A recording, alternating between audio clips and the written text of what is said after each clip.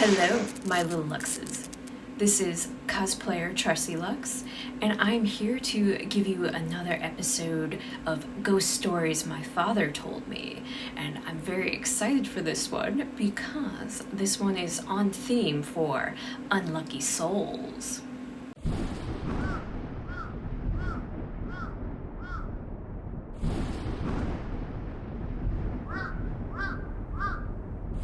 And being a part of Unlucky Souls, we obviously are going to be talking about Irish horror and continuing this. We've already done several movie reviews, and well, my coffee and cosplay wasn't necessarily too on brand, but it was about being unlucky, about having a very shitty car and bad luck with it. But we are here to talk about a ghost story that, once again, while doing research and reading and everything, my father did tell me this ghost story as well. And I kind of announced before that I was thinking about doing this one, but this is the ghost story of Rawhead and Bloody Bones. To start this story, we must, of course, gather around the campfire. So get comfortable, and if you are brand new to Luxxxy Charms and to this channel, welcome. All freaks and geeks and weirdos are welcome to come along and to gather around the campfire. And we will open up also by going back into time, because Rawhead and Bloody Bones is a very old story, very, very old, and we'll get more on to what I learned in my research towards the end, but I'm going to give the ghost story first. And I am dressed for the occasion because we are talking about a witch, a good witch nonetheless, but I am dressed as a forest witch, so let's get comfortable. And let's talk about Rawhead and Bloody Bones.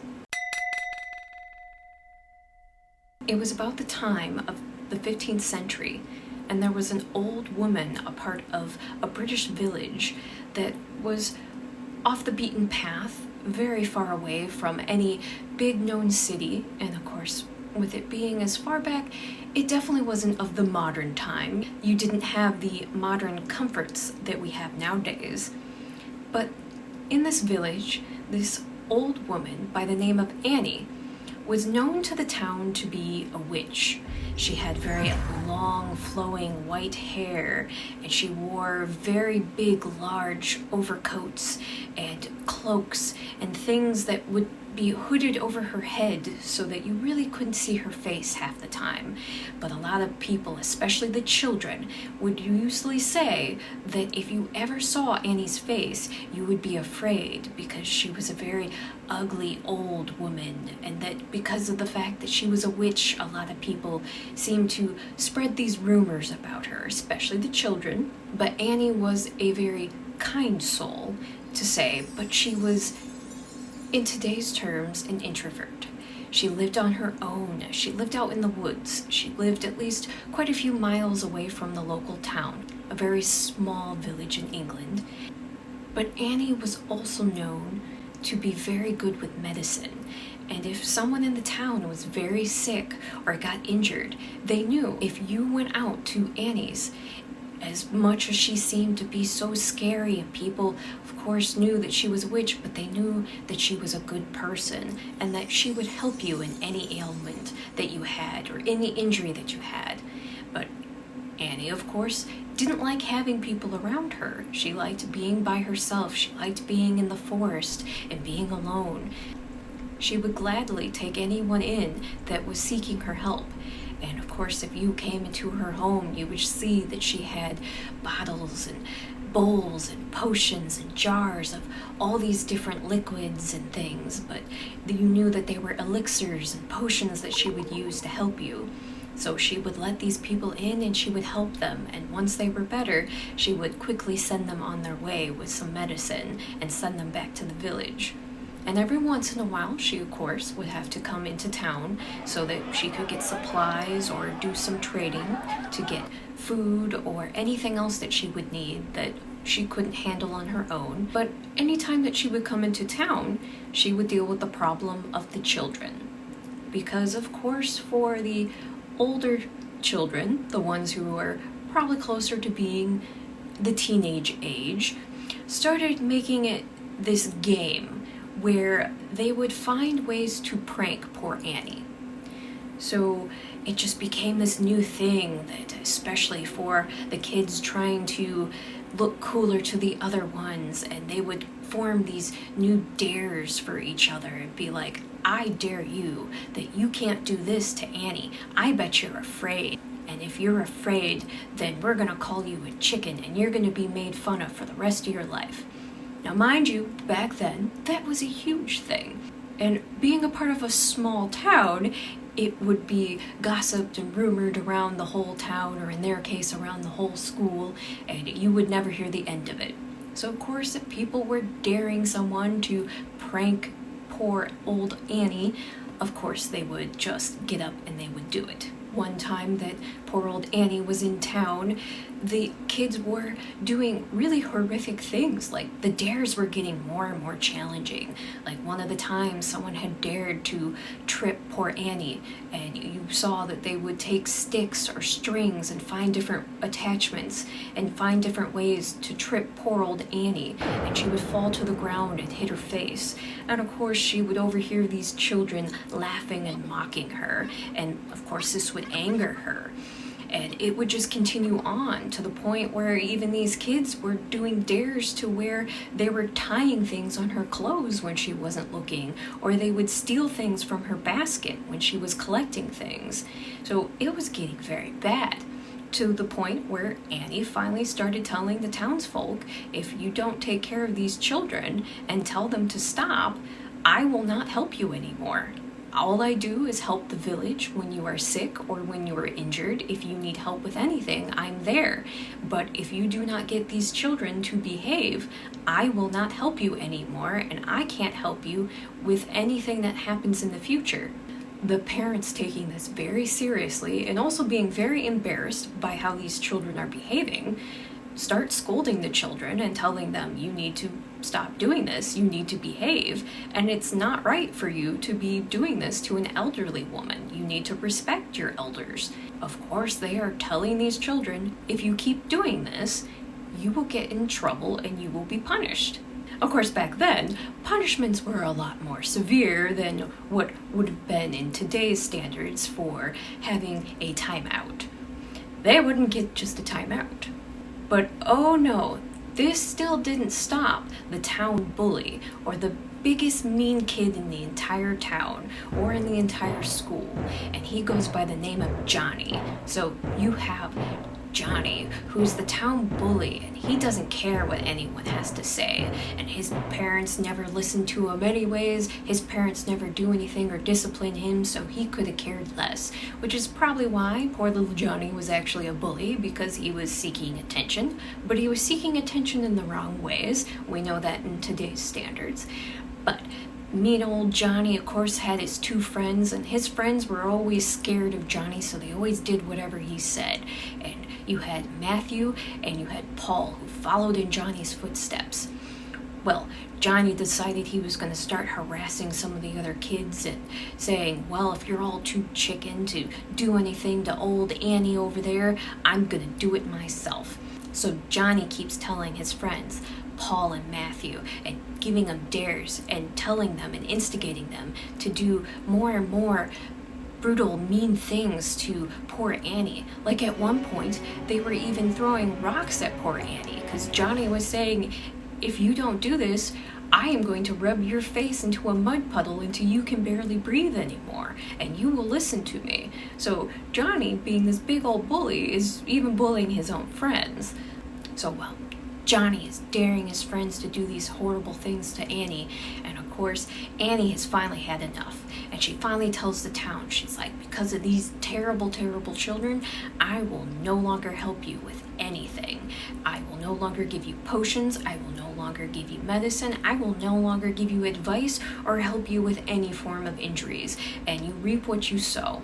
I asked you to make them stop, and you did not help in the situation. And Annie storms off.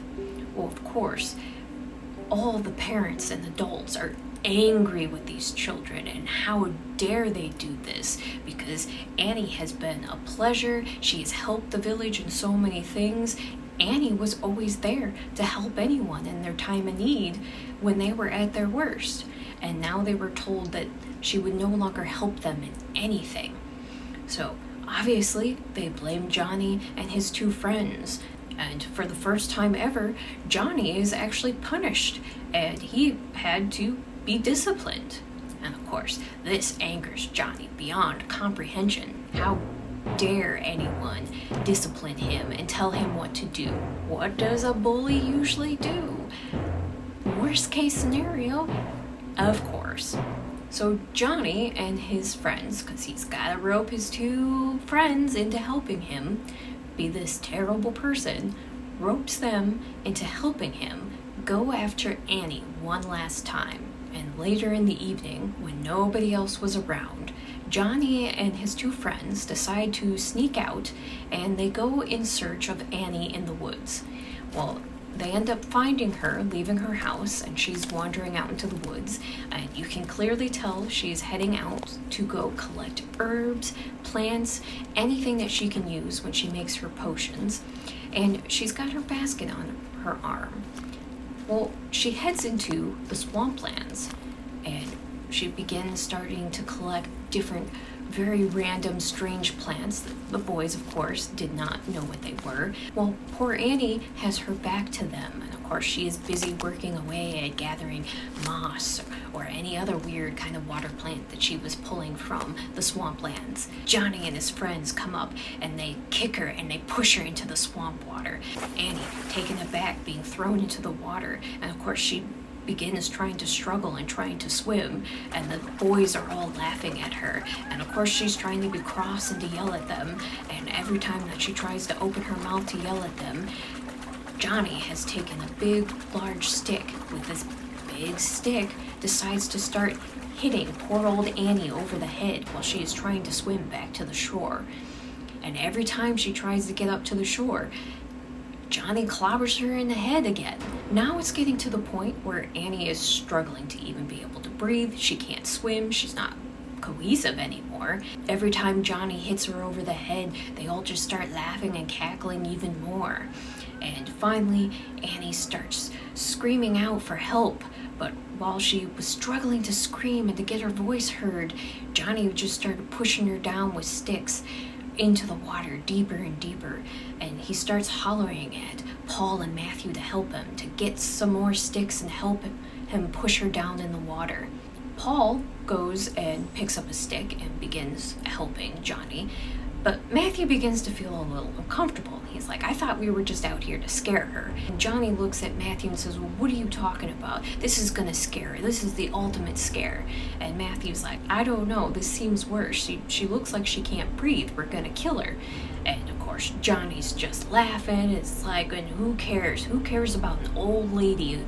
Who cares if she dies? And he starts yelling at Matthew and saying, if you won't help me, I'll throw you in that water with her too. So with peer pressure and everything, Matthew eventually picks up his own stick and begins pushing the poor old woman down into the bog as well. And it gets to the point where poor old Annie can barely breathe anymore, and Johnny takes one last big swing of his stick and hits her in the back of the head, and then she's just floating in the water now. So Johnny and his friends all throw their sticks and they all begin walking back to town. And of course, Matthew is very uneasy and doesn't feel good, and he takes one last look back at poor old Annie floating in the water, but he follows his friends just like he did with everything else. Well, once the boys are gone, Annie finally, after trying to pretend like she had stopped breathing, and when she realized the boys were gone, she finally slowly started making her way back to the shore, because when she realized that the boys weren't going to let her come back unless she played dead, so that is exactly what she did. But when she finally made it to shore, she was just too frail. She barely was able to get herself to crawl back up onto shore, and she realized she had lost way too much blood. How many times that she was hit in the head with that large stick. She felt she was losing consciousness, and she was losing it fast. So in her dying breath, she decides to curse the boys. And she decides in this curse that she was going to summon Rawhead and Bloody Bones to seek the revenge on these boys and to take care of them for misbehaving and for killing her. And of course, as Annie's last breath leaves her, next thing you know, the water in the swamps begin bubbling and churning, almost as if it is cauldron water that is boiling up and stirring something very strange.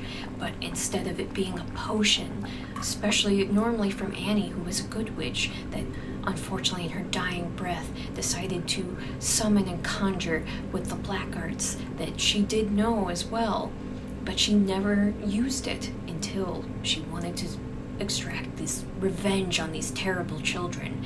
And out of the bog comes this creature that obviously we know what she had summoned. And later that evening, it is getting very late, it is very dark outside, and Johnny and his friends have all separated for the night, and Johnny has gone back home. But of course he goes home to a very empty house because his parents were always out late, they were always working, which is also why Johnny was never disciplined for anything that he did, because his parents were never around. They were always working hard and trying to do the best that they could. But that always left Johnny at home alone by himself. And this was no different than any other day that Johnny had. He was at home alone. His parents lived in a very quaint 2-story house, and he was upstairs in his bedroom. And while he was up there and getting settled into his bed, all of a sudden he realized he could hear this strange sound coming from downstairs. And he realized that he could hear the front door.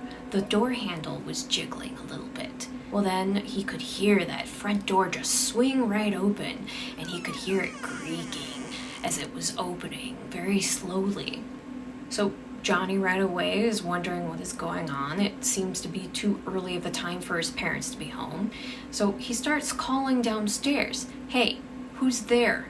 Well, at first he doesn't hear an answer. So he stands up and he goes towards his bedroom door and he calls again, "Hey, who's there?" Well, then he starts hearing this very strange voice, unrecognizable, very gurgly, raspy voice, and it just starts calling to him, and it says, "Johnny, I'm Rawhead and Bloody Bones, and I'm here to take you."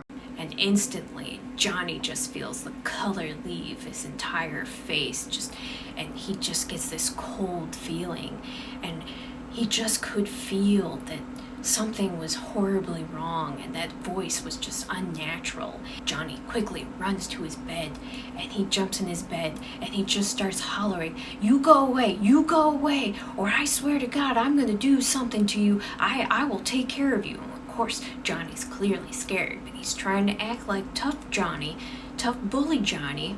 Finally, Johnny hears that voice call out to him again. "Johnny, I'm on the first step." Johnny just starts panicking and he's freaking out. And he hears that voice. And of course, at first it's at that distance, and it continues to call out with each step that it takes going up the stairs. "Johnny, I'm on the second step. Johnny, I'm on the third step. Johnny, I'm on the fourth step." Until he finally got to the very top step. And of course, Johnny is paralyzed, and he doesn't know how many steps are in the house, so he doesn't know when this thing is going to be at the top stair. But he can just tell that the voice is getting closer and closer every time he is saying it. Until finally the voice, the very creepy, scary voice, calls to Johnny and says, "Johnny, I'm in the hallway now. Johnny, I'm now in front of your bedroom door." And Johnny is now petrified and freaking out, and he throws the covers over his head, thinking that he's hiding, and trying to be as quiet as possible, but he hears the voice come into the room, and that's all he hears. He doesn't hear footsteps or anything else. He just hears this creepy voice go, Johnny, I'm in your room now. Johnny, I'm in front of your dresser. Johnny, I'm now in front of your bed.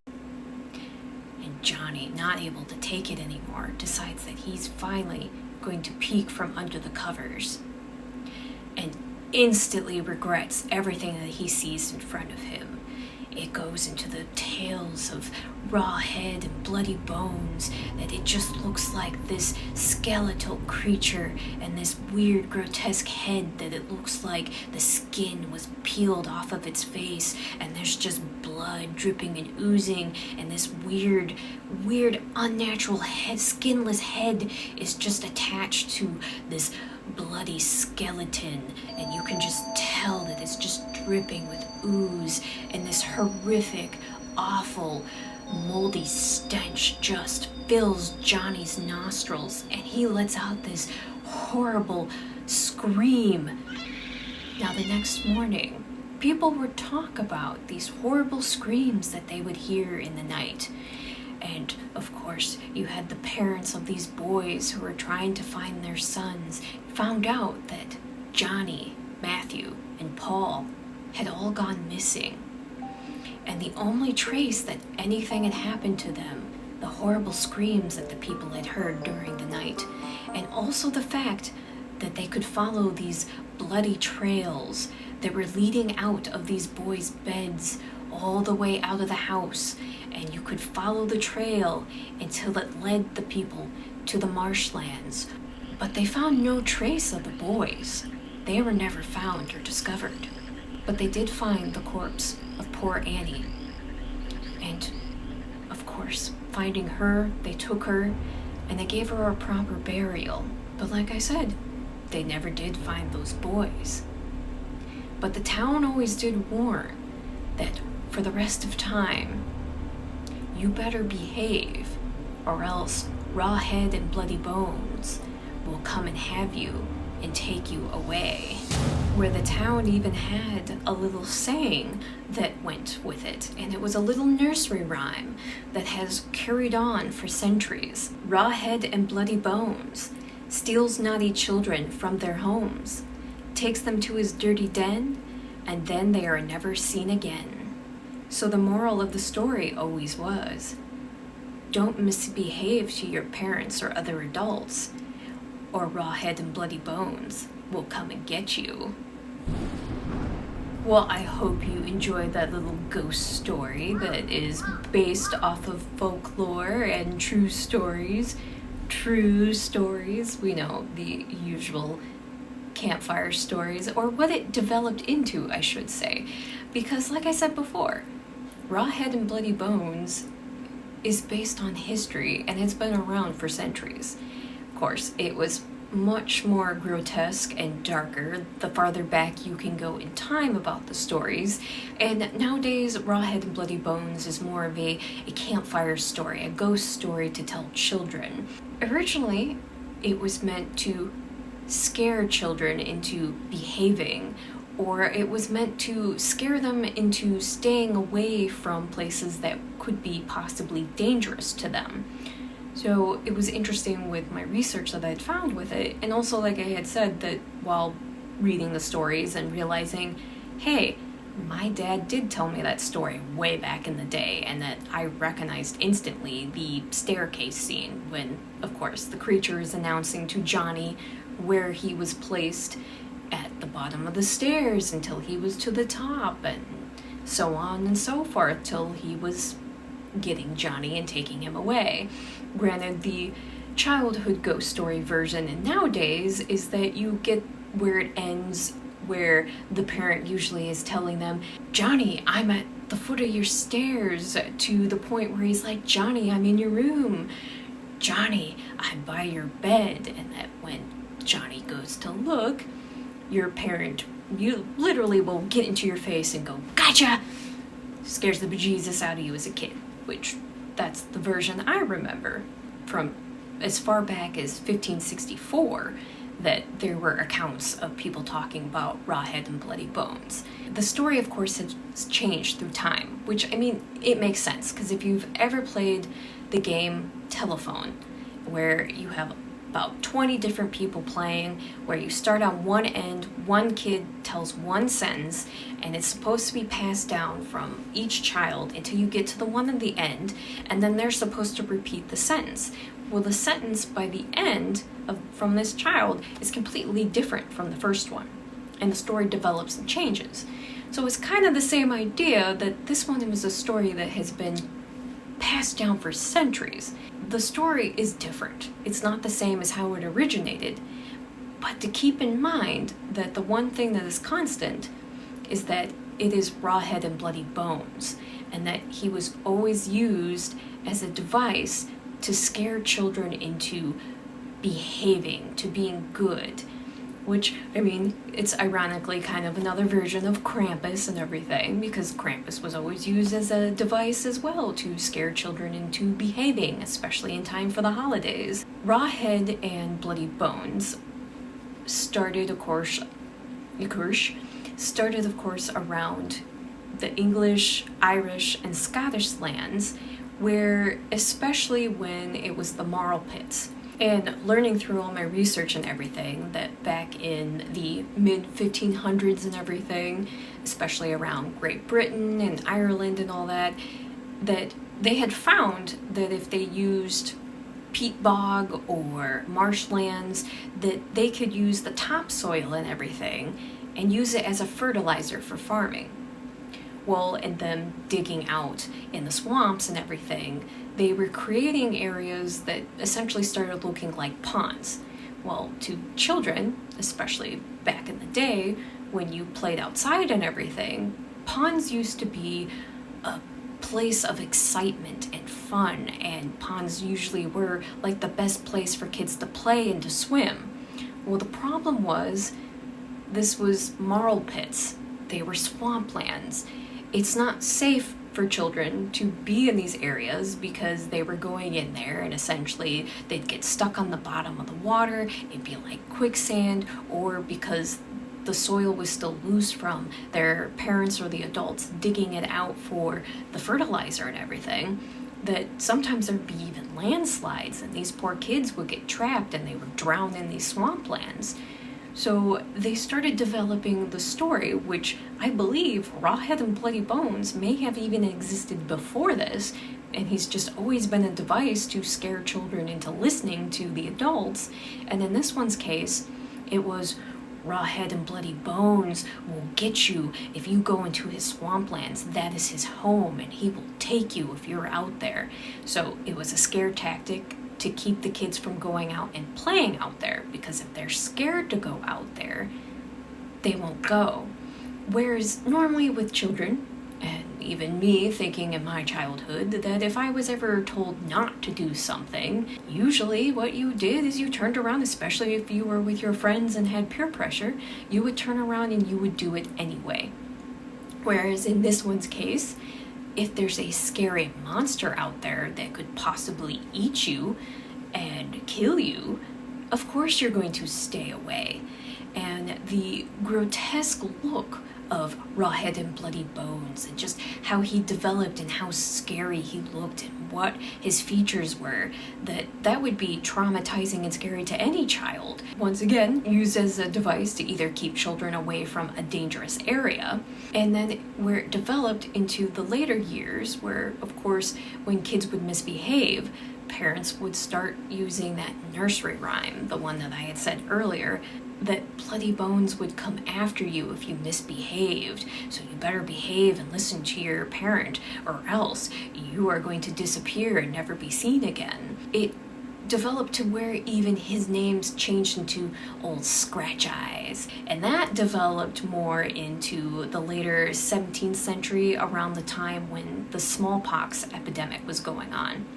So you can link history to the times with the story as well, and how it changes, because that could have been about the time, because Rawhead and Bloody Bones always was kind of the feature of being a skinned head, a very scary, grotesque looking skeleton.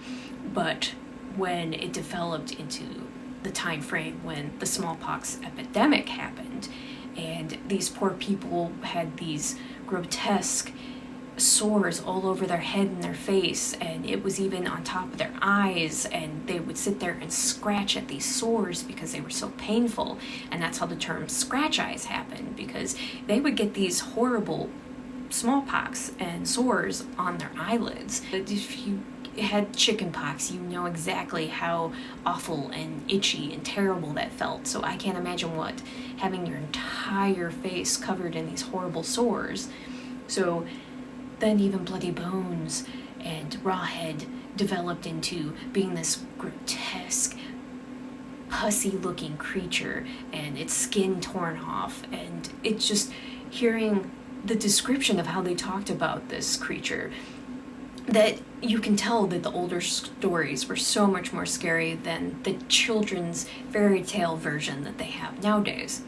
And what's interesting and cool to think about is that not only did he start over in Europe, Rawhead and Bloody Bones came over to America and came over with the colonies. So the story was still continuing until Rawhead and Bloody Bones developed into the stories of the Appalachian Mountains, and you had him as a monster over here, and especially in Tennessee, and very prevalent in the southern area especially, was that he was still a scare tactic and telling kids, you better behave or Rawhead and Bloody Bones will get you.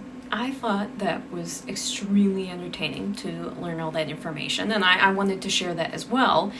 And it's interesting to note that, like I said, there are several different versions and stories that I heard. I've heard the story with the witch where she was a good person, she helped people, but she was taken advantage of by hunters or anyone else in the village, so she would wreak havoc and revenge on them, and she placed a curse on them, and she created Rawhead and Bloody Bones.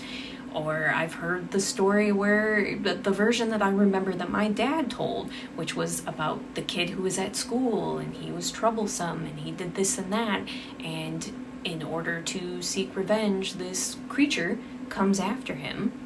Mine, I kind of decided to mix the two stories together, because honestly, all those stories are technically correct, because the true story and version of Rawhead and Bloody Bones is just Rawhead and Bloody Bones. The stories are him, or them, I should say, because technically Rawhead is the head and Bloody Bones is the body, the skeleton. So in most stories they kind of feature that these two are creatures that work together. So that's even scarier if you want to think about it, that it's two entities together. But yeah, I figured I would close out this month's theme of Unlucky Souls with a story on Rawhead and Bloody Bones, due to the fact that my first video was my movie review on Clive Barker's Rawhead Rex. Even though Clive Barker did not like Rawhead at all, because obviously when they did the script and everything, they took their own liberties and didn't follow his screenplay or his original book very well.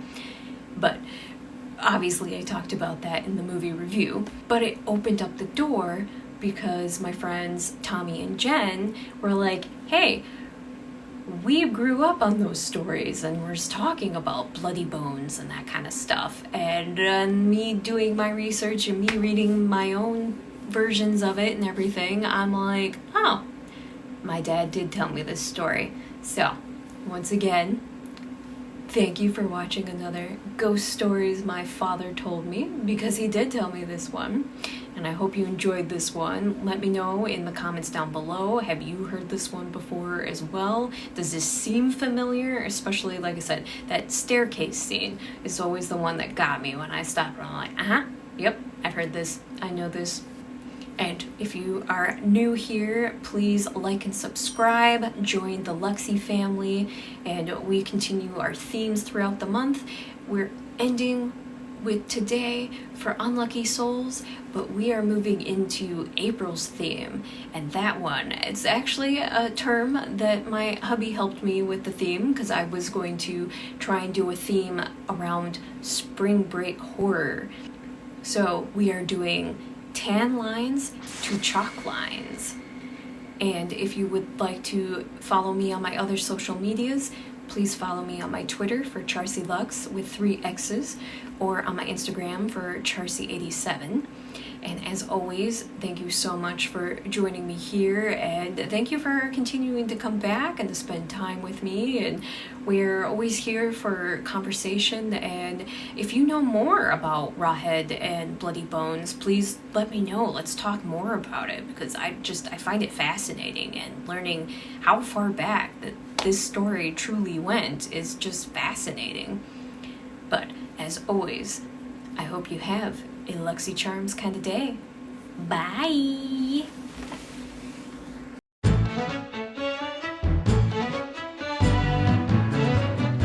Hello, my little Luxxes. Hello, my little Luxxes. This... So, let's get comfortable and let's talk about you didn't have the modern very small village out in, and Johnny's got his 2 best friends with him, and he's got Paul and Matthew. So Johnny starts telling his friends, Paul and I keep forgetting their names, because how dare anyone take any kind of disciplinary, how dare anyone take any kind of disciplinary, you can't say that word.